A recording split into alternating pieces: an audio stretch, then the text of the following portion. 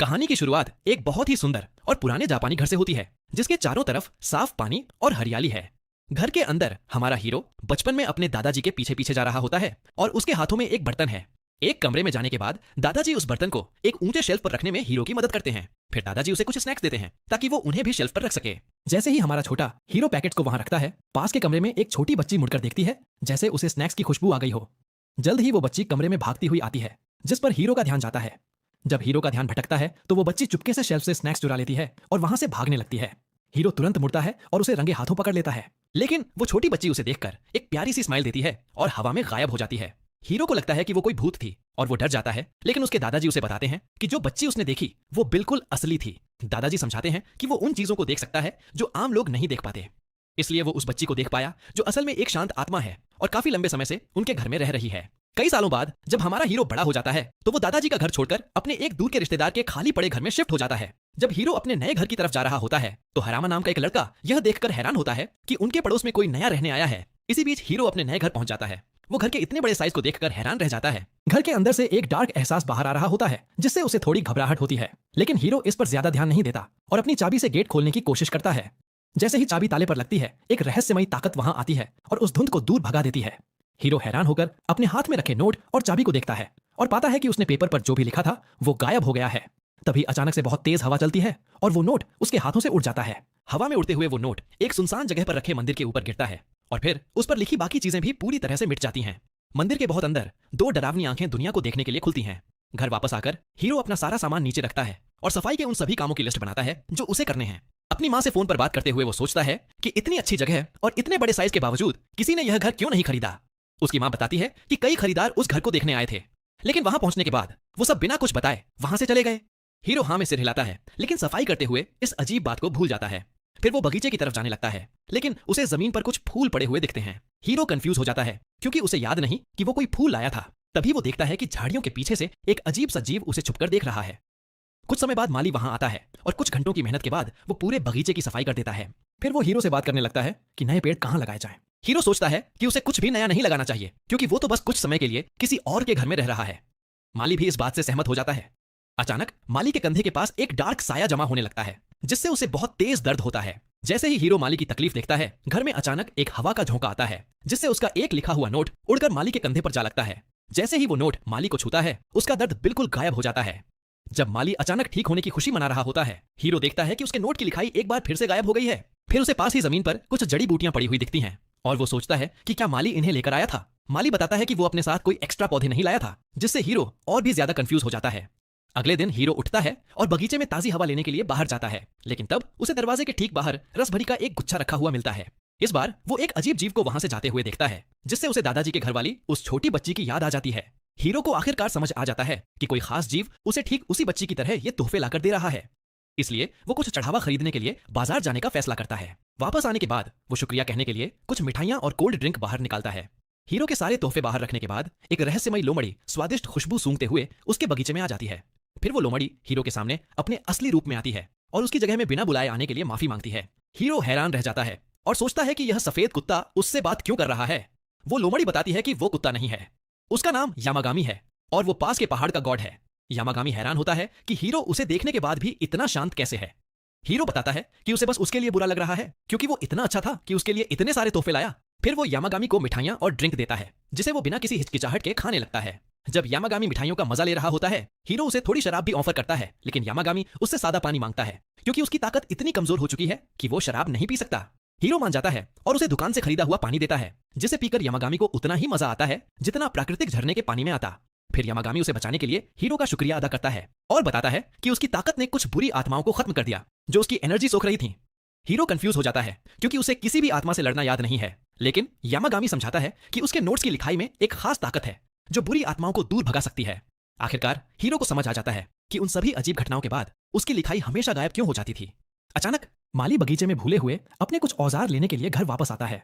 Hero को वहां बैठे इस अजीब यामागामी को देखकर थोड़ी शर्मिंदगी महसूस होती है, लेकिन यामागामी समझाता है कि आम लोग उसके जैसी आत्माओं को नहीं देख सकते। जैसा कि सोचा था, माली बिना कुछ अजीब देखे वहां से चला जाता है। इसलिए हीरो फिर से उस लोमड़ी के लिए पानी डालने लगता है। इस बार वो यामागामी को स्पार्कलिंग वाटर की एक बोतल देता है, जिससे वो एकदम हैरान रह जाता है। फिर भी यामागामी को अपने मुंह में उठते बुलबुलों में मजा आने लगता है। पानी पीते हुए हीरो सोचता है कि उसकी बातों में बुरी आत्माओं को दूर भगाने की ताकत क्यों है। यामागामी को भी इसका सही कारण नहीं पता होता, इसलिए वो हीरो से पूछता है कि क्या लोग हमेशा उसकी अच्छी हैंडराइटिंग की तारीफ करते थे। हीरो हाँ में सिर हिलाता है और बताता है कि उसका परिवार पहले एक सराय चलाता था। उस समय एक ग्राहक ने सराय के नेम प्लेट पर हीरो की लिखाई देखी और उसे कभी ना हटाने को कहा। उसने तो यह भी सुझाव दिया कि वो अपने घर के लिए भी ऐसा ही एक बनाए। उसके बाद उस ग्राहक ने छोटे हीरो को सिर्फ उसके लिए ऐसा ही एक पीस बनाने के पैसे दिए। तब से हीरो ने शौक के तौर पर नेम प्लेट बनाना शुरू कर दिया। वो गर्व से अपने कुछ बनाए हुए नेम प्लेट्स यामागामी को दिखाता है। यामागामी उसे वो सारे नेम प्लेट्स घर के चारों तरफ टांगने को कहता है। जब हीरो हवेली के चारों तरफ सारे नेम प्लेट्स टांग देता है तो वो चमकने लगते हैं और उस जगह के चारों ओर एक रुकावट बना देते हैं। हीरो हैरान रह जाता है कि उसकी लिखाई में इतनी ताकत हो सकती है, लेकिन यामागामी उसे बताता है कि अगर वो ट्रेनिंग करे तो वो और भी ज्यादा ताकतवर बन सकता है। कुछ दिनों बाद यामागामी और मिठाइयां खाने के लिए हीरो के घर वापस आता है। उन्हें खाने के बाद वो हीरो को अपनी वापस लौटी हुई ताकत दिखाता है। बदकिस्मती से यामागामी की चमक हीरो के लिए बहुत ज्यादा होती है, इसलिए वो उसे कम कर देता है। इसी बीच एक सुनसान बिल्डिंग में दो बुरी आत्माएं हरामा की तरफ झपटती हैं, जो तेजी से कुछ अजीब शब्द बोलने लगता है। जैसे ही आत्माएं उस तक पहुंचने वाली होती हैं, हरामा अपना मंत्र पूरा कर लेता है, जिससे एक नीला घेरा बन जाता है जो उन्हें रोक देता है।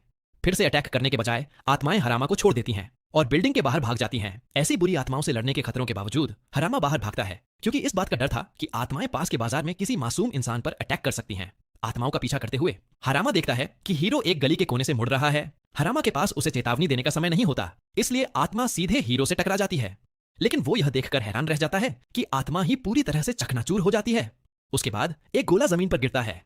कोई भी उस गोले पर ध्यान नहीं देता और हीरो इस बात से परेशान होता है कि उसकी खरीदारी की लिस्ट एक बार फिर से गायब हो गई है। हीरो अपनी लिस्ट के बारे में हरामा से शिकायत करने लगता है, जो सोचता है कि क्या वो कचरे के बैग या ऐसा कुछ खरीदना चाहता था। शुक्र है कि हीरो सच में कचरे के बैग ही ढूंढ रहा था। इस तरह बाजार जाने का उसका काम बच जाता है। वो हरामा का शुक्रिया अदा करता है और कचरे के बैग खरीदने के लिए भाग जाता है, जबकि वो अजीब गोला चुपचाप सड़कों पर गायब हो जाता है। इसी बीच हीरो की हवेली पर वापस यामागामी सुनसान बगीचे को देखता है और वो अपनी शक्तियों का इस्तेमाल करके उसे वापस पहले जैसा कर देता है। इसके बाद हीरो बगीचे को देखने बाहर जाता है, जहां वो पाता है कि इसका पानी वापस आ गया है और हरियाली पूरी तरह से ताजी हो गई है। हीरो अपनी मदद के लिए यामागामी का शुक्रिया अदा करता है, लेकिन फिर वो देखता है कि बेचारी लोमड़ी इतनी ज्यादा ताकत इस्तेमाल करने के बाद छोटी हो गई है। कुछ दिनों बाद हीरो इस उम्मीद में घर लौटता है कि यामागामी उसके बगीचे में होगा। हालांकि वो हैरान रह जाता है, क्योंकि यामागामी पहले से भी छोटे रूप में आता है और उसके साथ 3 और जानवर भी होते हैं। छोटा यामागामी बताता है कि ये 3 जानवर उसके साथी हैं, जिनका नाम सिरी, उत्सुगी और तोका है। हीरो उन जानवरों को कुछ मिठाइयां देता है, जो उन्हें जल्दी जल्दी खाने लगते हैं। हीरो उन छोटे जानवरों से कहता है कि वो जितना चाहें उतना खा सकते हैं। कुछ समय बाद वो मिठाइयां खाना खत्म करते हैं और पेट भर खाना खाने की वजह से यामागामी अपने नॉर्मल साइज में वापस आ जाता है। फिर वो देखता है कि हरामा हवेली के बाहर खड़ा है, इसलिए वो हीरो से दरवाजा खोलने को कहता है। बाहर हरामा कांप रहा होता है, क्योंकि उसे हीरो के घर के अंदर एक बहुत ही भयानक ताकत का एहसास होता है। जब दरवाजा खुलता है तो वो तुरंत हीरो से पूछता है कि क्या वो बात करने के लिए अंदर आ सकता है। अंदर आने के बाद हरामा बताता है कि वो एक सरकारी एजेंसी से जुड़ा हुआ एक प्रोफेशनल ओझा है। फिर वो हीरो से पूछता है कि क्या उसने बाजार में उस बुरी आत्मा को खत्म करने के लिए अपनी किसी खास ताकत का इस्तेमाल किया था। हीरो को वो घटना याद आती है, इसलिए हरामा बताता है कि वो हाल ही में बहुत सी ऐसी चीजों का सामना कर रहा है। इसलिए हरामा बताता है कि वो आजकल पहले से कहीं ज्यादा बुरी आत्माओं का सामना कर रहा है। अपने काम के लिए वो हीरो से कहता है कि वो अपनी ताकत से उसके लिए एक ताबीज बना दे। हीरो थोड़ा कंफ्यूज हो जाता है, लेकिन यामागामी उसे कहता है कि वो बस उसके लिए एक और खरीदारी की लिस्ट लिख दे। हीरो हरामा से पूछता है कि क्या उसे सच में खरीदारी की लिस्ट चाहिए। यह सुनकर हरामा पूरी तरह से हैरान रह जाता है। हरामा सोचता है कि क्या हीरो की खरीदारी की लिस्ट में कोई खतरनाक गैर कानूनी चीजें हैं। लेकिन जब हीरो चाय और टॉयलेट पेपर जैसी रोजमर्रा की चीजें गिनाने लगता है तो हरामा गुस्से में अपनी चाय थूक देता है। जब हीरो लिस्ट लिखना खत्म करता है तो हरामा ध्यान देता है कि उसमें एक रहस्यमयी ताकत है। इसी बीच हीरो को किसी वजह से बहुत थकान महसूस होती है, तो यामागामी उसे याद दिलाता है कि उसने अभी अभी बहुत सारी ताकत इस्तेमाल की है। आखिरकार हरामा हीरो की उस कीमती खरीदारी की लिस्ट के लिए बहुत सारे पैसों की गड्डी निकाल कर देता है। शुरुआत में हीरो पैसे लेने से मना कर देता है और हरामा को याद दिलाता है कि उसने बस कुछ साधारण से शब्द लिखे हैं। हालांकि हरामा उसे उसकी मेहनत से कम पैसे देने से मना कर देता है, इसलिए हीरो न चाहते हुए भी उसके पैसे रख लेता है। फिर भी इतने सारे पैसे देने के लिए शुक्रिया कहने के तौर पर हीरो उसे एक आखिरी तोहफा देता है। हीरो हरामा के हाथ पर एक पेंटागन 5 कोणों वाला निशान बनाता है और बताता है कि यह एक ओझा के काम से जुड़ी हुई चीज है। तभी हरामा को एक केस सुलझाने के लिए एक जरूरी कॉल आता है, इसलिए वो जल्दी से घर के बाहर भागता है।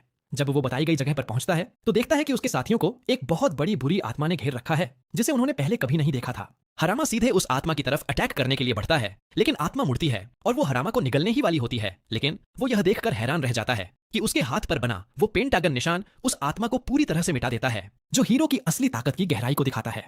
कुछ दिनों बाद जब यामागामी का आना जाना हीरो की जिंदगी का एक आम हिस्सा बन जाता है, तो वो बेचारा उन सारे तोहफों पर होने वाले अपने खर्चे का हिसाब लगाता है।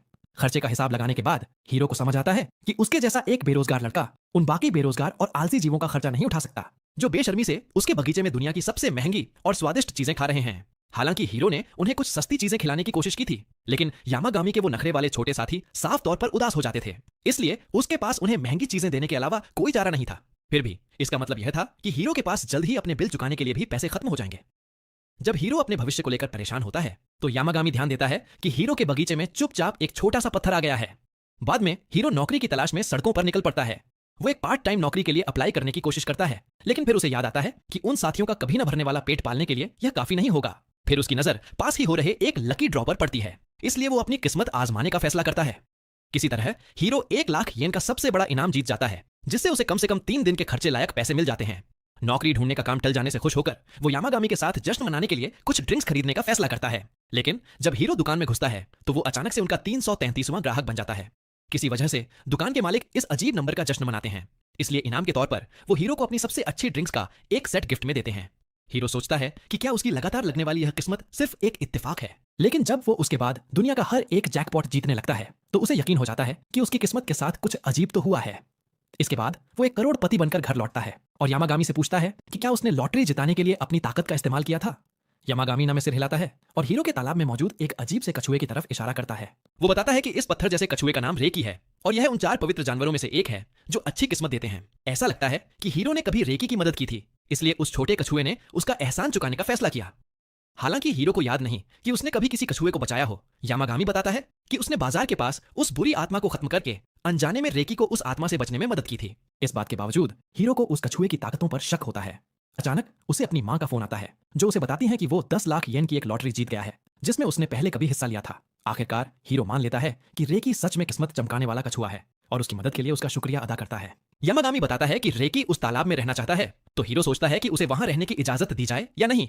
यामागामी फिर उसे याद दिलाता है कि वो ही इस घर का असली मालिक है, इसलिए फैसला उसे ही करना है, क्योंकि यह छोटा कछुआ बिना कोई काम किए उसे जिंदगी भर ऐश करने में मदद कर सकता है।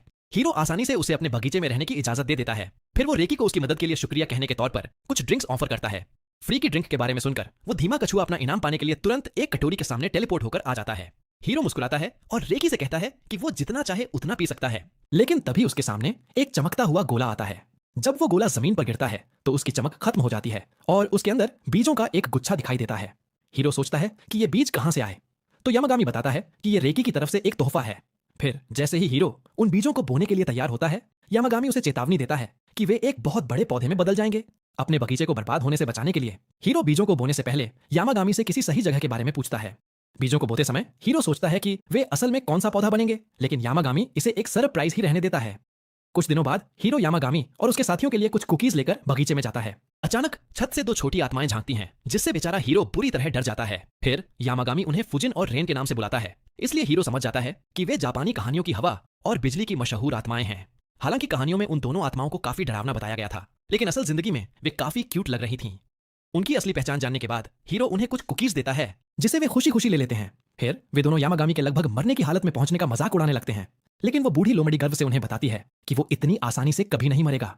इसी बीच यामागामी के साथी इस बात पर गुस्सा हो जाते हैं कि उन आत्माओं ने उनकी कुकीज चुरा ली। उनके वहां आने के बारे में पूछने से पहले ही वो दोनों जुड़वा गॉड्स बताते हैं कि वे बस हीरो के मशहूर बगीचे को देखने के लिए उत्सुक थे, इसलिए वे उसे देखने के लिए चले आए।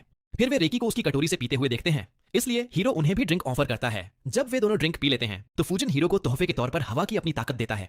हैरान होकर हीरो सोचता है कि इस ताकत का इस्तेमाल कैसे किया जाए, इसलिए यामागामी उससे कहता है कि वो खुद को हवा का इस्तेमाल करते हुए महसूस करे। यह सुनकर हीरो अपने हाथ बाहर निकालता है और पूरा ध्यान लगाता है। जल्द ही उसी दिशा में एक हल्की हवा बहने लगती है। हालांकि हीरो अपनी इस नई वैक्यूम क्लीनर जैसी ताकत का इस्तेमाल करके खुश होता है। यामागामी बताता है कि वो इसे और भी ज्यादा ताकतवर बनाने के लिए ट्रेनिंग कर सकता है।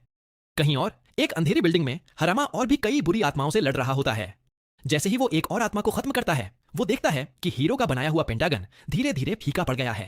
हरामा को थोड़ा बुरा लगता है कि उसका वो ताकतवर पेंटागन अब गायब होने वाला है। तभी पास में उसके 2 साथी घबराहट में चिल्लाते हैं। वो मुड़कर देखता है कि आकिजू नाम के एक आदमी को एक बहुत बड़ी बुरी आत्मा ने घेर रखा है। हालांकि आकिजू की पार्टनर होरावा पास ही खड़ी होती है, लेकिन वो उस खतरनाक आत्मा के खिलाफ कुछ भी करने में खुद को कमजोर महसूस करती है। आकिजू उसे मदद के लिए चिल्लाता है, लेकिन तब तक बहुत देर हो चुकी होती है क्योंकि आत्मा अटैक करने के लिए झपट पड़ती है। अचानक हरामा बिल्कुल सही समय पर वहां पहुंचता है और एक खरीदारी की लिस्ट से उस आत्मा को खत्म कर देता है। जब हरामा होरावा को चेक करता है तो आकिजू हरामा के हाथों में उस खरीदारी की लिस्ट को देखकर चिढ़ जाता है। इसके बाद वो होरावा के पास जाता है और उससे पूछता है कि क्या उसे हरामा की उन ताकतवर खरीदारी की लिस्ट के बारे में कुछ पता है। हुरावा मानती है कि उसे कुछ नहीं पता, इसलिए अकीजू उस पर गुस्सा हो जाता है। वो कंफ्यूज होकर सोचती है कि वो इतना परेशान क्यों है। फिर वो पूछती है कि वो हरामा से इतनी नफरत क्यों करता है, जिससे उसे और भी ज्यादा गुस्सा आ जाता है। फिर भी हुरावा खुद को छुड़ाती है और वहां से चली जाती है, जिससे अकीजू अपने टूटे हुए घमंड के साथ अकेला रह जाता है। कुछ दिनों बाद हीरो अपने बगीचे में बाहर आता है और देखता है कि बाहर बारिश रुक गई है। यमागामी बताता है कि बगीचे पर कोई असर नहीं पड़ा, क्योंकि अंदर रहने वाले सभी जादुई जीवों की एनर्जी ने इसके चारों ओर एक घेरा बना दिया है।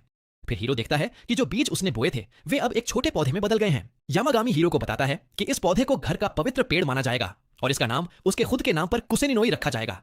हीरो हाँ में सिर हिलाता है और यामागामी के लिए कुछ और खाने की चीजें निकालने से पहले उस पौधे को पानी देता है। जब वो सफेद लोमड़ी खाना खा रही होती है, हीरो अपने सामान में से पहाड़ पर चढ़ने का कुछ गियर निकालता है। यामागामी सोचता है कि वो कहां जा रहा है, इसलिए हीरो बताता है कि वो उसके पहाड़ पर ट्रैकिंग करने जाना चाहता है। हैरान होकर यामागामी उसे चेतावनी देता है कि उसका पहाड़ ट्रैकिंग के लिए कोई आसान जगह नहीं है, लेकिन हीरो को अपने गियर पर पूरा भरोसा होता है। आखिरकार यामागामी उसे अपने पहाड़ पर ट्रैकिंग करने की इजाजत दे देता है, बशर्ते वो उसके मंदिर से ऊपर न जाए। अपनी तैयारियां पूरी करने के बाद हीरो यामागामी के 3 साथियों के साथ होजो पहाड़ पर ट्रैकिंग के लिए जाता है। रास्ते में हीरो को उस मुश्किल रास्ते पर चलने में परेशानी होने लगती है, लेकिन वे तीनों आत्माएं उसका हौसला बढ़ाती हैं। एक लंबी और मुश्किल ट्रैकिंग के बाद हीरो आखिरकार एक खुली जगह पर पहुंचता है, जहां उसे यामागामी का टूटा हुआ पुराना मंदिर दिखाई देता है। तीनों साथी हीरो को समझाते हैं कि उसे कुछ भी साफ करने की जरूरत नहीं है। हालांकि हीरो फिर भी अपने दोस्त को सम्मान देने के लिए उसे ठीक करना चाहता है। उसकी इस लगन को देखकर आत्माएं सामान ले जाने और टूटे हुए मंदिर को ठीक करने में उसकी मदद करती हैं। कुछ समय बाद वे मंदिर की सफाई पूरी करते हैं और खाने के लिए बैठ जाते हैं। अचानक सबको पास के जंगल से कुछ अजीब सी डरावनी आवाजें सुनाई देती हैं। बिना कुछ बताए आत्माएं यह पता लगाने के लिए उठ खड़ी होती हैं, इसलिए हीरो भी उनके पीछे भागता है। जब वो उन तक पहुंचता है तो देखता है कि पास के एक झरने के चारों ओर एक बड़ी सी काली धुंध जमा हो गई है। उस काली धुंध से एक बुरी आत्मा बाहर आती है और एक साथी पर अटैक करती है, जो हीरो की बाहों में छुप जाता है। फिर उनमें से एक देखता है कि उस बुरी आत्मा ने किसी दूसरे जीव को अपने अंदर समा लिया है, और फिर वो हीरो से पूछता है कि क्या वो उसे देख सकता है। हीरो बताता है कि वो सिर्फ अच्छी आत्माओं को ही देख सकता है, लेकिन यह बुरी आत्मा इतनी ताकतवर है कि वो भी इसे धुंधला सा देख पा रहा है। चूंकि वे छोटे जानवर उस बुरी आत्मा के पास जाने से बहुत डर रहे होते हैं, हीरो अपने एक नोट के साथ उसका सामना करने का फैसला करता है। जब वो उस नोट से आत्मा को खत्म करने की कोशिश करता है तो आत्मा उसके अटैक से बच निकलती है और पलटवार करती है। हीरो समझ जाता है कि वो अपनी जान खतरे में डाले बिना उस आत्मा को नहीं हरा सकता, लेकिन तभी उसे एक और आइडिया आता है। वो अपने बैग से बहुत सारे नोट्स निकालता है और उन्हें हवा में उछाल देता है और अपनी हवा वाली मैजिक का इस्तेमाल करके उन्हें एक मशीन गन की तरह उस आत्मा की तरफ उड़ा देता है। इस बार एक नोट बुरी आत्मा को जा लगता है, जो तुरंत ही उसका नामो निशान मिटा देता है। बुरी आत्मा के गायब होने के बाद उसके शरीर से एक अजीब सा गोला बाहर गिरता है और उसके अंदर एक अजीब सा जीव दिखाई देता है। जब हीरो यह चेक करने की कोशिश करता है कि वो जीव ठीक है या नहीं, तो वो तुरंत चौकन्ना हो जाता है और वहां से भाग जाता है। हालांकि हीरो को थोड़ी निराशा होती है, लेकिन वो यह देखकर खुश होता है कि वो जीव बिल्कुल ठीक है। थोड़ी देर बाद वो घर लौटता है और यामागामी उसका मंदिर साफ करने के लिए उसका शुक्रिया अदा करता है। फिर हीरो उससे उस जीव के बारे में पूछता है जिसे उसने देखा था, लेकिन यामागामी एक बार फिर उसे यह राज नहीं बताता। हीरो उसे यह राज रखने देता है, लेकिन फिर वो देखता है कि कुसेनिनोई पेड़ ने बढ़ना बंद कर दिया है। वे साथी समझाते हैं कि चूंकि यह पेड़ एक पवित्र पौधा है, इसलिए इसके बढ़ने का तरीका आम पेड़ों से बिल्कुल अलग है। जब वे पेड़ के बारे में बात कर रहे होते हैं, रेकी हीरो को दरवाजे की तरफ इशारा करता है, तो वो बाहर जाकर चेक करता है। बाहर उसे हवा में तैरता हुआ एक छोटा सा नीला ड्रैगन दिखाई देता है। वो ड्रैगन हीरो को झुककर नमस्ते करता है, इसलिए वो भी सम्मान में सिर झुकाता है। हीरो फिर ड्रैगन को अंदर बुलाता है और यामागामी से उसके बारे में पूछता है। यामागामी बताता है कि इस ड्रैगन का नाम ओरियू है और यह किस्मत चमकाने वाले उन 4 जानवरों में से एक और जानवर है। ओरियू की नजर कुसेनिनोई पेड़ पर पड़ती है और वो बाहर जाकर एक अजीब सी ताकत को समन करता है। जल्द ही बगीचे के चारों ओर जादुई घेरा होने के बावजूद काले बादल घिरने लगते हैं। हालांकि जब बादलों से बारिश होने लगती है तो वे कुछ ही सेकंड में उस कुसेनिनोई पेड़ को एक विशाल आकार में बड़ा कर देते हैं। एक बार जब पेड़ बड़ा हो जाता है तो ओरियो बारिश रोक देता है और हीरो से उसके तालाब में रहने की इजाजत मांगता है। हीरो उसे वहां रहने देने के लिए मान जाता है, लेकिन सिर्फ तभी जब रेकी को इससे कोई ऐतराज न हो। क्योंकि रेकी को कोई दिक्कत नहीं होती, इसलिए ओरियो उनके साथ रहने लगता है। यामागामी बताता है कि ओरियो हीरो को बहुत पसंद करता है, क्योंकि हरामा ने अपने पेंटागन का इस्तेमाल करके उसे एक बुरी आत्मा से आजाद कराया था। हालांकि यह असल में हरामा का काम था, लेकिन ओरियो को उसकी जादुई ताकत के असली सोर्स का पता चल गया और वो हीरो के घर उसका शुक्रिया अदा करने आ गया। अचानक हरामा खुद दरवाजे पर आ जाता है, इस उम्मीद में कि उसे भूतों को दूर भगाने वाली लिखाई का एक और बंडल मिल जाएगा। हीरो उसके लिए नए नोट्स का एक बंडल निकालता है और बदले में हरामा उसे शुक्रिया कहने के लिए एक बहुत ही स्वादिष्ट मिठाई देता है। उस टेस्टी खाने को देखकर यामागामी के मुंह में पानी आने लगता है, लेकिन हीरो का ध्यान हरामा पर ही रहता है। वो उस ऊंजा से पूछता है कि क्या वो पेंटागन किसी काम का था, और हरामा उसकी लाजवाब ताकत के लिए उसकी तारीफ करता है। फिर वो उससे अपने हाथ पर एक और निशान बनाने को कहता है, लेकिन इस बार वो चाहता है कि उसका आकार थोड़ा अलग हो। हीरो सोचता है कि क्या हरामा को बस पेंटागन पसंद नहीं है, लेकिन वो बताता है कि पेंटागन असल में एक दूसरे परिवार का खानदानी निशान है। हीरो हाँ में सिर हिलाता है और हरामा के हाथ पर एक नया निशान बनाता है जिसे वो काम करते हुए ध्यान से देखता है। हरामा का एक भरोसेमंद साथी इस बात की तरफ ध्यान दिलाता है कि हीरो के नोट्स ज्यादा काम के नहीं हैं क्योंकि उन्हें फेंकना बहुत मुश्किल है। हरामा बताता है कि उसने हीरो से अपने लिए कड़क बिजनेस कार्ड्स लिखवाकर यह परेशानी पहले ही सुलझा ली है। यह सुनकर उसका साथी मजाक करता है कि हरामा अपने उड़ने वाले कार्ड्स के साथ एक सुपर हीरो बनने के लिए बिल्कुल तैयार है। फिर वो सीरियस हो जाता है और उसे चेतावनी देता है कि वो हीरो की पहचान को एक राज ही रखे क्योंकि कोई भी बुरा इंसान आत्माओं को दूर भगाने वाली उसकी ताकतों का गलत फायदा उठा सकता है। वो बताता है कि अकीजू को पहले ही हीरो के बारे में पता चल गया है, लेकिन उसे उम्मीद है कि वो उसे कोई नुकसान नहीं पहुंचाएगा। इसी बीच बाजार में हीरो की टक्कर अकीजू से हो जाती है जो उसे घूर कर देखता है और वहां से चला जाता है। कंफ्यूज होकर हीरो आगे बढ़ता रहता है, लेकिन वो उस छोटे से ताबीज को नहीं देख पाता जो अकीजू ने चुपके से उसकी पीठ पर चिपका दिया था। कुछ दिन बाद जब हीरो एक और वर्ल्ड एंडिंग शॉपिंग लिस्ट लिख रहा होता है, यामागामी इकिजो का इविल टैलिस्मैन फ्लोटिंग देख लेता है। उसकी आंखें नैरो हो जाती हैं क्योंकि उसे हरामा की वार्निंग याद आ जाती है कि एक कलीग हीरो की मूवमेंट्स ट्रैक कर रहा था। यामागामी गुस्सा हो जाता है कि इतना रैंडम स्मॉल फ्राई उसके फ्रेंड को हर्ट करना चाहता है, तो वह टेलिस्मैन इरेज कर देता है ताकि हीरो सुरक्षित रहे। कुछ समय बाद इकिजो खुद हीरो के घर तक पहुंच जाता है क्योंकि उसके कर्सिंग टैलिस्मैन्स सब फेल हो गए थे। जब वह होरावा के साथ घर पहुंचता है, वह उससे पूछती है कि मनाटो को देखकर अब क्या प्लान है। इकिजो उसे बताता है कि वह या तो उसके टैलिस्मैन्स खरीद लेगा बल्क में या फिर उसे खुद के लिए कस्टम मेड आर्टिफैक्ट्स बनाने के लिए मजबूर न कर सके। फिर होरावा मिनाटो के घर के आसपास की सारी मैजिकल एनर्जी से एक अजीब सा रिंगिंग साउंड महसूस करती है, लेकिन उसे समझ नहीं आता कि वो क्या है। इकिजो आगे बढ़कर डोरबेल बजाता है, लेकिन जब दरवाजा नहीं खुलता तो गुस्से में उसे लात मार देता है। अचानक उसके शरीर में एक अजीब सी पावर दौड़ जाती है और वह फिसलकर गिर जाता है। इकिजो उठकर देखता है तो खुद को एक नाइटमेयर जैसे लैंडस्केप में पाता है जो एक डरावने श्राइन के इर्द गिर्द केंद्रित है। कंफ्यूज्ड होकर वह अपनी होरावा को पुकारता है, लेकिन कोई जवाब नहीं मिलता। डरा हुआ आदमी चारों तरफ देखता है और ठंडी सिहरन महसूस करके हेलस्केप से भागने की कोशिश करता है, लेकिन एक पेड़ अपनी जड़ें उसके रास्ते में उगा देता है जिससे वह ठोकर खाकर चेहरे के बल सख्त चट्टान पर गिर जाता है। मौत के दर्द को महसूस करने के बाद इकिजो चमत्कारिक रूप से श्राइन पर वापस जाग उठता है। वह अपनी घड़ी चेक करता है और देखता है कि समय 1 सेकंड भी नहीं बढ़ा है, जो उसे और भी ज्यादा टेरिफाइड कर देता है। फिर इकिजो एक बड़ी लाइन ऑफ टैलिस्मैन्स को नोटिस करता है जो एनर्जी से ह्यूमिंग कर रहे हैं। उनकी पावर कुछ भी लेकिन फ्रेंडली नहीं लग रही। इधर मिनाटो घर पर शांति से अपनी शॉपिंग लिस्ट पूरी कर लेता है। पास में यामागामी एक लोकल मैगजीन पलट रहा है जिसमें उसे पता चलता है कि उसकी फेवरेट बीन बन मेकर ने अब चंकी बीन पेस्ट इस्तेमाल करना शुरू कर दिया है, स्मूथ की बजाय। यह टेक्सचर चेंज यामागामी के लिए बहुत आउटरीजियस है और मिनाटो नोटिस करता है कि वह कितना गुस्सा है। वह समझ जाता है कि बीन मेकर का नाम इचिको है, जो बेकर है जिसके पास वह रेगुलरली जाता है। यामागामी के गुस्से को शांत करने के लिए मिनाटो फैसला करता है कि इचिको के पास जाकर उसे और स्मूथ बन बनाने के लिए मनाएगा। रास्ते में यामागामी मिनाटो के साथ ट्रिप पर शामिल हो जाता है, तो मिनाटो को चिंता होती है कि आसपास के लोग नोटिस कर लेंगे।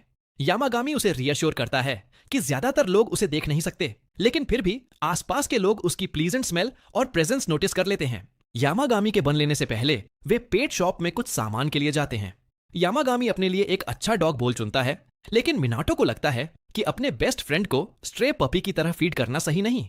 इसके बजाय वह यामागामी के लिए ज्यादा सूटेबल वेसल खरीद लेता है।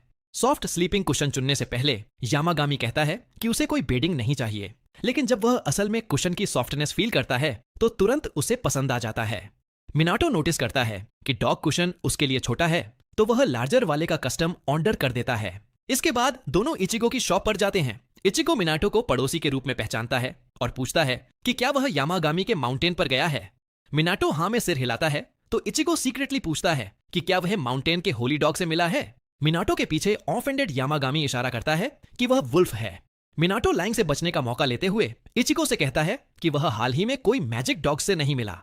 वह बेकर से पूछता है कि वह क्या कह रहा है, तो इचिको एक्सप्लेन करता है कि वह माउंटेन के होली डॉग से मिल चुका है। बचपन में वह खेलते हुए विशाल माउंटेन में खो गया था।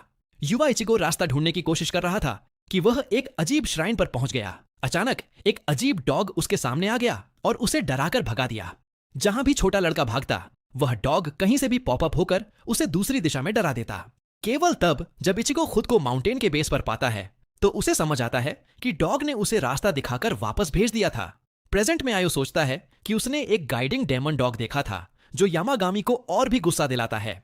फिर भी बेकर एक्सप्लेन करता है कि तब से वह यामागामी का रिस्पेक्ट करता आया है और उसे होली डॉग कहकर तारीफ करता है। मिनाटो स्टोरी से सरप्राइज्ड होता है और एक्ट करता है जैसे वह खुद भी उस डॉग से मिलना चाहता हो। इसके बाद वह यामागामी के साथ स्टोर से निकल जाता है और सोचता है कि आयो कैसे फुल हेल्थ पर वापस आ गया। यामागामी एक्सप्लेन करता है कि हालांकि वह किसी की मौत को डिले नहीं कर सकता, लेकिन कम से कम अपनी एनर्जी से उनकी हेल्थ मेंटेन करने में मदद कर सकता है। चूंकि इचिगो उसके फेवरेट बन बनाता है, इसलिए उसे जरूरत है कि बूढ़ा आदमी बिजनेस में जितना हो सके उतना लंबा टिका रहे। दोनों उन्हें देखते हैं। इचिगो का पोता घर लौट आता है।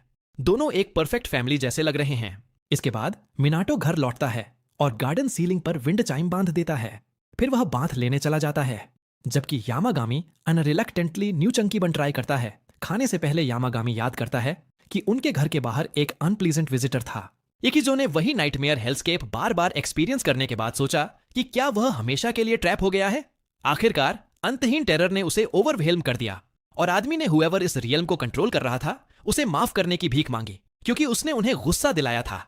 उसकी माफी के साथ यामागामी ने आखिरकार उसे नाइटमेयर से रिलीज कर दिया और इकिजो रियल वर्ल्ड में होश में वापस आ गया।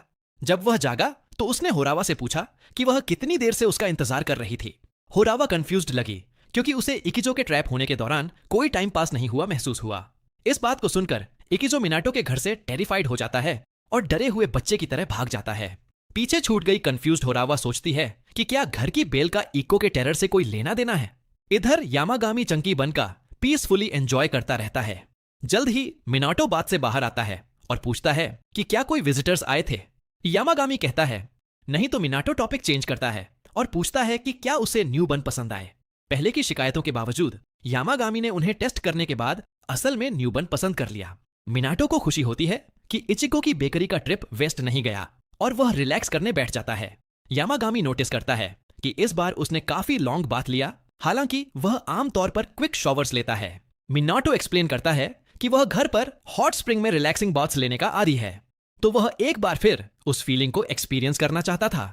यह सुनकर यामागामी थॉटफुल हो जाता है और एक्शन लेने का फैसला करता है। अगले दिन जब मिनाटो गार्डन में बाहर निकलता है तो उसे बर्निंग सल्फर की स्मेल आती है। सरप्राइज्ड होकर वह देखता है कि यामागामी ने उसके लिए गार्डन में फुल हॉट स्प्रिंग बाथ बना दिया है ताकि वह एंजॉय कर सके। मिनाटो ग्रेटफुली उस गिफ्ट को एक्सेप्ट करता है और बाद में रिलैक्स करने के लिए एंटर कर जाता है। फिर वह नोटिस करता है कि टर्टल और ड्रैगन प्रेजेंट नहीं है। यामागामी एक्सप्लेन करता है कि दोनों छोटे बीस्ट्स गार्डन के पॉन्ड के बॉटम पर रेस्ट कर रहे होंगे। उसने भी रिवील किया कि उसने कल रात उनकी हेल्प से हॉट स्प्रिंग बनाया था। मिनाटो सिर हिलाता है और दोनों को थैंक करने का मेंटल नोट बना लेता है। कुछ देर बाद वह हॉट बाथ से बाहर निकलकर कोल्ड फ्लोर पर रिलैक्स करता है। जबकि मिनाटो आउट ऑफ कमीशन है, यामागामी पीसफुली एक डॉग बोलफुल ऑफ टी एंजॉय करता है। फिर उसके एक फैमिलियर अचानक सबको अलर्ट करता है कि उनके पास न्यू विजिटर है। फिर ओरू मिनाटो के पास आता है और एक्सप्लेन करता है कि विजिटर कोई ऐसा है जिसे वह और रेकी जानते हैं। मिनाटो बाहर स्टेप करने के बाद दरवाजे पर कुछ नहीं पाता। फिर वह नोटिस करता है कि घास के नीचे से एक शाय क्रिएचर झांक रहा है। एक बार क्रिएचर पकड़े जाने पर वह शाइनेस से वापस छिप जाता है। एक फेरेट एक्सप्लेन करता है कि वह घर में एंटर करने की परमिशन मांग रहा है, तो मिनाटो इसे अंदर आने देता है। उनके न्यू फ्रेंड के अंदर आने के बाद वह खुद को किरिन इंट्रोड्यूस करता है। फिर नर्वसली ट्रेम्बल करते हुए कुछ शब्द बुदबुदाता है। मिनाटो सोचता है कि वह क्या कह रहा है, तो एक फेरेट उसके लिए ट्रांसलेटर बन जाता है। वह एक्सप्लेन करता है कि किरिन उसे एविल स्पिरिट से बचाने के लिए बेहद ग्रेटफुल है। मिनाटो को अपने एक्शंस का ज्यादा कुछ नहीं लगता, लेकिन किरिन अचानक बोल्ड हो जाता है और थैंकिंग शुरू कर देता है इंग्लिश डिक्शनरी से ज्यादा शब्दों के साथ। 1 घंटे की यैपिंग के बाद किरिन थैंक्स के तौर पर मिनाटो को हाफ द वर्ल्ड का किंग बनाने की ऑफर देता है। ऑफ कोर्स मिनाटो इतनी पावर नहीं चाहता, तो किरिन सोचता है कि एक ह्यूमन इसका ऑफर कैसे रजिस्ट कर सकता है। किरिन के मन में ह्यूमंस ग्रीडी क्रिएचर्स हैं जो दूसरी नेशंस पर इन्वेड करते हैं सिर्फ उनके रिसोर्सेस लूटने के लिए, तो उसे लगता है कि मिनाटो उस गिफ्ट को पसंद करेगा। जबकि मिनाटो एक्सप्लेन करने की कोशिश कर रहा है, फूजियन और रॉन किरिन को बताते हैं कि उसके दिल में ऐसी कोई ग्रीड नहीं है। इसके बाद किरिन आखिरकार चला जाता है। मिनाटो अकेला रह जाता है, जो दोनों स्पिरिट्स को हेल्प करने के लिए थैंक्स करता है। मिनाटो फिर नोटिस करता है कि वे पहले से बड़े लग रहे हैं। वे एक्सप्लेन करते हैं कि वे बस अपनी ओरिजिनल साइज पर वापस आ रहे हैं, क्योंकि मिनाटो का गार्डन उनके लिए बेनिफिशियल एनवायरनमेंट है। उसकी हेल्प के थैंक्स में वे एक जायंट रेयर फिश निकालते हैं और उसे स्लाइस करके फीस्ट के लिए तैयार कर देते हैं। फेरेट्स सोचते हैं कि क्या मिनाटो भी ऐसा अमेजिंग कुछ कर सकता है, लेकिन वह अभी इतना स्ट्रांग नहीं है। रेन फिर उसे यामागामी पर अपना विंड पावर ट्राई करने को कहता है, ताकि देखा जा सके कि वह स्ट्रॉन्गर हो गया है या नहीं। मिनाटो यामागामी के सॉफ्ट फर पर जेंटल ब्रीज ब्लो करने के बाद बेचारा वुल्फ अपनी नींद से स्नीज के साथ जाग जाता है। थैंकफुली यामागामी उसके एक्सपेरिमेंट्स को माइंड नहीं करता। राजन नोटिस करता है कि मिनाटो उतना हार्ड नहीं गया जितना वह कर सकता था और रियलाइज करता है कि वह यामागामी को हर्ट करने से डर रहा था। विंड स्पिरिट एक्सप्लेन करता है कि अगर मिनाटो पहले सेफ टारगेट पर अपने पावर्स के फुल लिमिट्स ट्राई कर ले तो वह दूसरों के आसपास उन्हें बेहतर कंट्रोल करना सीख सकता है। जैसे ही मिनाटो उसके शब्दों के बारे में सोचता है, उसे अपनी मॉम से मैसेज मिलता है कि उनके घर का नेम प्लेट फिर से ब्रोकन हो गया। यामागामी सोचता है कि supernatural spirit in strange name plate incidents के पीछे हो सकता है, तो मिनाटो अपने घर में रहने वाले यंग स्पिरिट वॉशी को याद करता है। यामागामी एक्सप्लेन करता है कि मिनाटो के नेम प्लेट्स में स्पिरिट वार्डिंग पावर एक्सपायर हो चुकी होगी, तो उसके घर का पीसफुल स्पिरिट उन्हें ब्रेक करता है रिमाइंडर के रूप में कि उन्हें रिप्लेस करो। ये सुनकर मिनाटो याद करता है कि बचपन में नेम प्लेट्स कितनी बार ब्रोकन हुए थे, तो वह यामागामी की एक्सप्लेनेशन से एग्री करता है। उसके बाद अपनी मॉम के लिए न्यू नेम प्लेट बनाता है। मिनाटो सोचता है कि क्या वह उन्हें इंप्रूव कर सकता है। यामागामी सोचता है कि वह अपने स्पिरिट वार्डिंग पावर्स को अपग्रेड कर सकता है ताकि अगली बार वह स्ट्रॉन्गर नेम प्लेट्स भेज सके जो काफी लंबे समय तक चले। मिनाटो सोचता है कि पावर कैसे बढ़ाए, तो यामागामी उठकर ट्रेनिंग शुरू करता है। वह एक स्ट्रेंज पोर्टल खोलता है जो सरप्राइज्ड मिनाटो को ट्रीज से भरे फॉरेस्ट में ले जाता है। यामागामी उसे कहता है कि अपनी विंड मैजिक की फुल पावर यूज करो, लेकिन मिनाटो को खूबसूरत ट्रीज को डैमेज करने का बुरा लगता है। यामागामी एक्सप्लेन करता है कि ट्रीज सब फेक हैं, तो उन्हें डिस्ट्रॉय करने में फ्री फील करो। उसकी रियश्योरेंस के साथ मिनाटो आखिरकार फुल स्ट्रेंथ यूज करने के लिए तैयार हो जाता है। इधर घर के बाहर किरण मिनाटो के लिए दुरियन गिफ्ट लेकर वापस आ जाता है।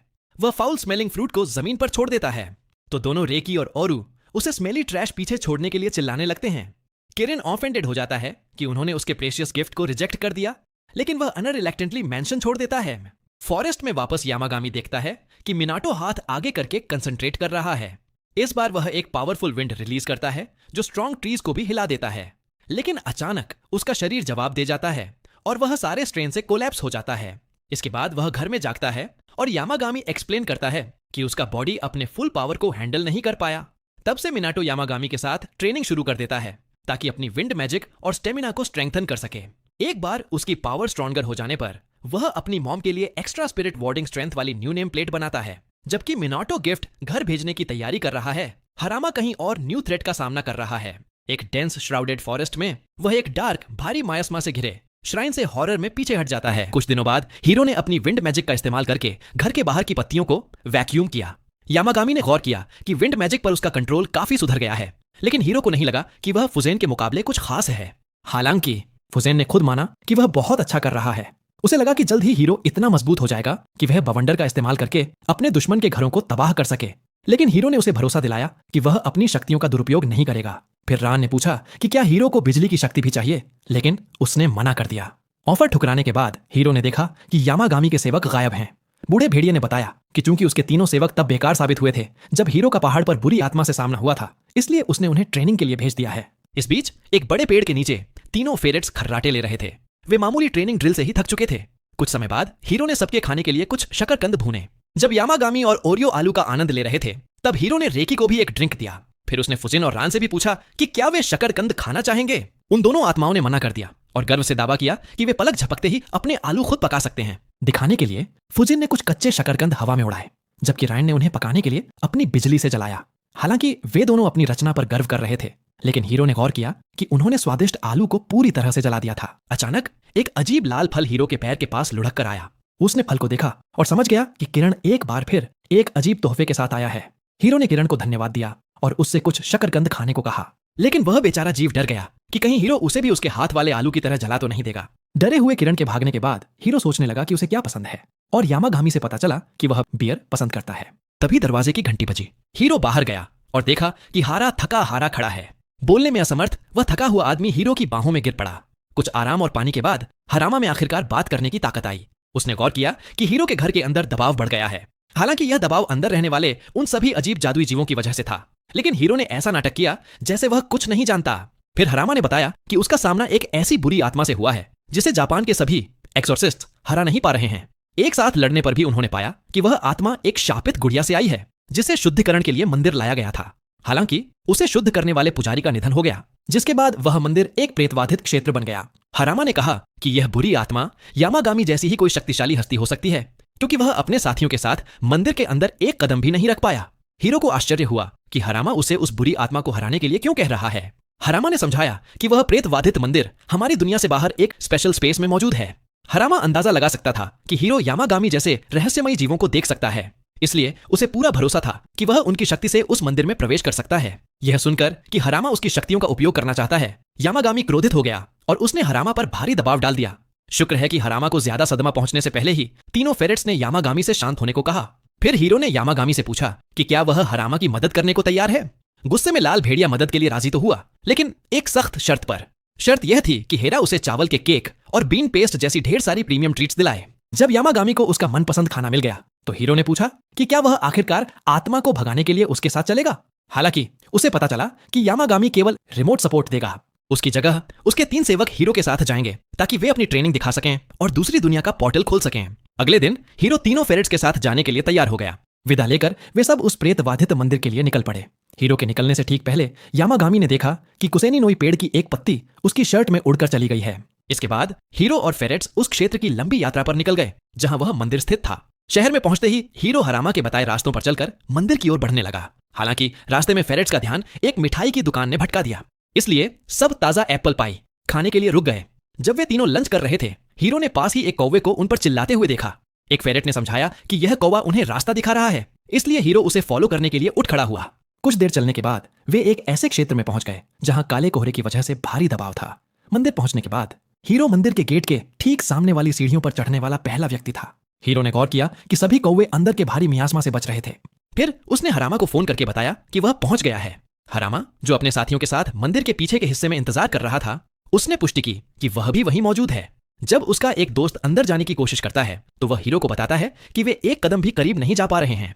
हरामा ने हीरो को आगे बढ़ने के लिए कहा, लेकिन उसने यह भी याद दिलाया कि अगर कुछ गलत हुआ तो वह अपनी जान बचाकर भाग जाए।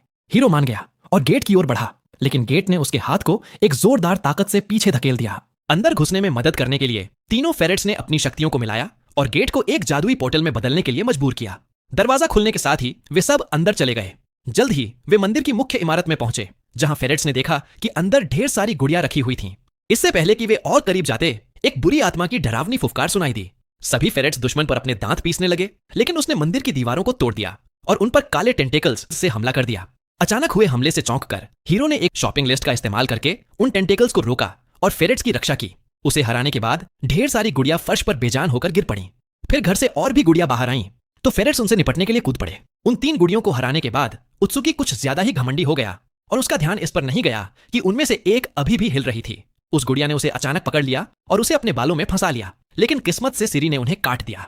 उत्सुकी के बाल बचने के बाद सबने राहत की सांस ली।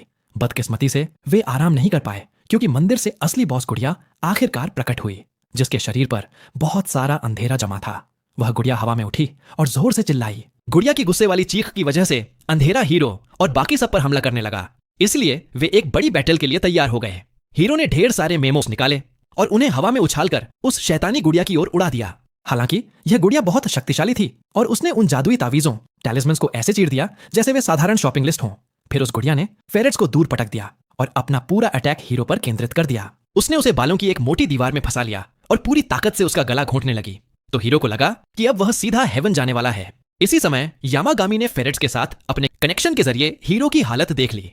अचानक उसकी आंखें शक्ति से चमक उठीं और तीनों फेरेट्स ने हीरो को आवाज दी। वे तीनों भी यामागामी जैसी ही रोशनी से चमकने लगे। फिर सफेद भेड़िया जोर से दहाड़ा और जल्द ही फेरेट्स ने भी वैसा ही किया। अपनी मिलीजुली शक्तियों से उन्होंने उस शैतानी गुड़िया को हरा दिया, जिसने हीरो को छोड़ दिया और जमीन पर गिर पड़ी। जब फेरेट्स हीरो को देख रहे थे, तब उसने गुड़िया की जांच की और उसे दर्द में तड़पते हुए पाया। हीरो ने गुड़िया पर एक शब्द लिखा, जिससे आखिरकार उसके शरीर से अशुद्धियां बाहर निकल गईं। हालांकि फेरेट्स ने गौर किया कि मंदिर में मंडराने वाले असली दानव को अभी तक भगाया नहीं गया है। जांच करने के लिए वे मुख्य इमारत में दाखिल हुए, जहां उन्हें एक रहस्यमयी ऑर्ब मिला, जिसे काली अशुद्धियों ने निगल लिया था। फेरेट्स ने समझाया कि इस ऑर्ब के अंदर एक शक्तिशाली जीव है, इसलिए जैसे ही हीरो इसे शुद्ध कर देगा, वे वहां से जाने के लिए आजाद होंगे। हीरो ने ऑर्ब के लिए नोट लिखने के लिए अपनी जेबों में हाथ डाला, लेकिन उसे एहसास हुआ कि उसके पास अब कोई नोट नहीं बचा है। हालांकि उसे एक फालतू नोटबुक मिल गई और उसने ऑर्ब को शुद्ध करने के लिए उस पर ढेर सारे शब्द लिखे। बदकिस्मती से ऑर्ब बहुत शक्तिशाली था, इसलिए वे शब्द उसे शुद्ध करने में नाकाम रहे। फेरेट्स ने सोचा कि क्या हीरो के पास लिखने के लिए कुछ और है, लेकिन इससे पहले कि वह चेक कर पाता, उनके आसपास की दुनिया ढहने लगी। घबराहट में सबको एहसास हुआ कि जादुई जगह अब ढहने ही वाली थी, क्योंकि उन्होंने वहां मंडराने वाली बुरी आत्माओं को नुकसान पहुंचाया था। डर के मारे एक फेरेट हीरो की शर्ट के अंदर छिप गया, जहां उसे कुसेनिनोई का एक छोटा पत्ता मिला। उसने तुरंत वह पत्ता हीरो को दे दिया, जिसे लगा कि वे पवित्र कुसेनिनोई पेड़ की शक्ति से आखिरी आत्मा को हरा सकते हैं। अपनी बची कुची पूरी ताकत के साथ हीरो ने अपना खुद का सरनेम कुसेनिनोई उस पत्ते के शरीर पर लिख दिया। उसने उस बुरी आत्मा को शुद्ध करने के लिए इस सबसे शक्तिशाली शब्द का इस्तेमाल किया, और इस बार वह अंततः उस अजीब ऑर्ब से गायब हो गई।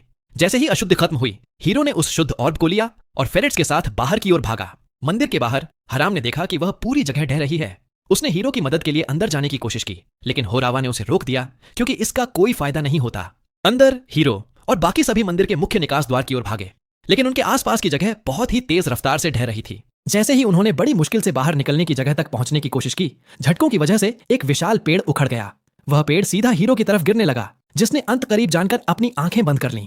अचानक फुजिन और रान प्रकट हुए और उन्होंने उस पेड़ को काट दिया। फिर उन्होंने उस अजीब घर से एक शक्तिशाली हवा चलाई, जिसने पेड़ के टुकड़े टुकड़े कर दिए और हीरो और बाकी सबको बाहर की ओर धकेल दिया। इसके बाद वे सब फिर से असली दुनिया में जाग गए। फेरेट्स हैरान थे कि उन्हें किसने बचाया, क्योंकि उन्होंने किसी को देखा नहीं था। तभी फुजेन और राउन दोनों सामने आए और उन दोनों आत्माओं ने हीरो को उनकी मदद की जरूरत पड़ने पर चिढ़ाया। उसने उन्हें परेशानी में डालने के लिए माफी मांगी। कुछ समय बाद हराम ने हीरो को उसकी इतनी बड़ी मदद के लिए तहे दिल से धन्यवाद दिया। हीरो ने उसे पूरे गैंग के साथ घर के अंदर बारबेक्यू के लिए बुलाया, लेकिन हयामा ने मना कर दिया, क्योंकि वह व्यस्त था। जाने से पहले उसने हीरो को प्रीमियम ट्रीट्स का एक और बैग दिया, जिसे हीरो ने अंदर बारबेक्यू खा रहे सभी लोगों को दे दिया। जबकि बाकी सब स्वादिष्ट दोपहर के भोजन का आनंद ले रहे थे, हीरो ने फुइगेन और रायन को कुछ ड्रिंक्स दिए, जो उसके बाथ में आराम कर रहे थे। उसके पीछे से किरण ने भी अपना सिर बाहर निकाला, तो हीरो ने उसे भी एक ड्रिंक दिया। खुश होकर किरण ने उसे बदले में एक और डुरियन फल दिया, लेकिन रेकी अचानक कहीं से आ गया और उस बदबूदार फल को फेंक दिया। वे दोनों फल के स्वाद को लेकर आपस में बहस करने लगे। तभी ओरियो बीच में कूद पड़ा और रेकी का साथ देने लगा। जब तीनों आत्माएं बहस कर ही रही थीं, तब फेरेट्स ने हीरो को उसका अजीब ऑर्ब देखने के लिए बुलाया। जैसे ही हीरो ने देखा, वह ऑर्ब चमकने लगा और एक छोटे चूजे में बदल गया। यामागामी ने बताया कि इस चूजे को होलो कहा जाता है और यह रेकी और अन्य भाग्यशाली आत्माओं का आखिरी सदस्य है। हीरो ने नन्हे होलो का अपने घर में स्वागत किया और चूजे ने अपने पंख ऐसे फैलाए जैसे वह पहले से ही अपने घर पर हो। अगला हिस्सा मिस न करने के लिए सब्सक्राइब करें